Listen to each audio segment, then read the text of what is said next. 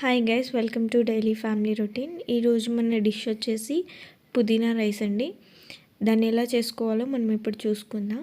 దానికోసం ముందుగా మనం బాండీ పెట్టుకొని అందులో ఒక 2 టేబుల్ స్పూన్ నుంచి 3 టేబుల్ స్పూన్స్ ఆయిల్ వేసుకోవాలి. ఆయిల్ హీట్ అయిన తర్వాత ఒక 4 ఇలాచి అండ్ 2 లవంగాలు అండ్ 2 చెక్క వేసుకోవాలి.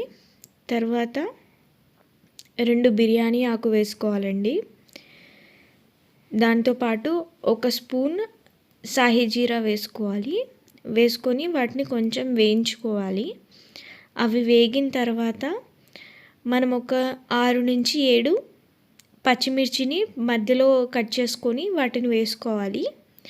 అవి కొంచెం ఫ్రై అయిన వెంటనే మనం ఒక 2 ఆనియన్స్ని చిన్నగా సన్నగా కట్ చేసుకున్న వాటిని వేసుకొని వాటిని బాగా ఫ్రై చేసుకోవాలి.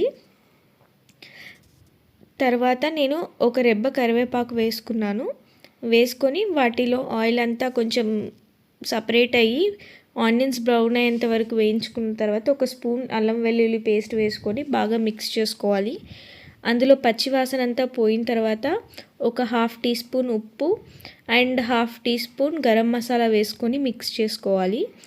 తర్వాత నేను ఒక 2 కట్టల పుదీనా ఆకుని గ్రైండ్ చేసుకున్నాను కొన్ని వాటర్ వేసుకొని. ఆ మిక్చర్ని ఇందులో వేసుకొని బాగా మిక్స్ చేసుకొని ఉడికించుకోవాలి. అది మొత్తం దగ్గర పడ్డాక మనం ఒక 2 కప్స్ ఆఫ్ రైస్ని వేసుకోవాలి. వేసుకొని బాగా మిక్స్ చేసుకోవాలి. మిక్స్ చేసుకుంటే మనకి పుదీనా మిక్చర్ అంతా రైస్కి బాగా పట్టాలండి.